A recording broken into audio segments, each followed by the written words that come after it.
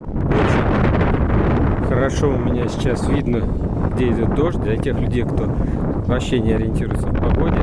Вот смотрите, вот раз туча идет, и из нее идет дождь, вот эта полоса. Вот туча, из нее идет дождь, вот эта полоса. То есть вот два идет дождя, там нет, там ничего. Ну может быть моросит вот в том месте. То есть когда идет дождь, его видно хорошо.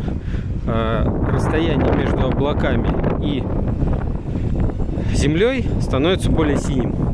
Это как раз то, что когда вот у нас выпадают осадки и изменяются параметры проницаемости среды. То есть мы не видим солнечного света через дождь. Вот карта осадков показывает, что он идет мимо, но вот визуально я вижу, что дождь идет прям сюда. Чуть-чуть она, наверное, врет. А может и нет, может это просто кажется в направлениях.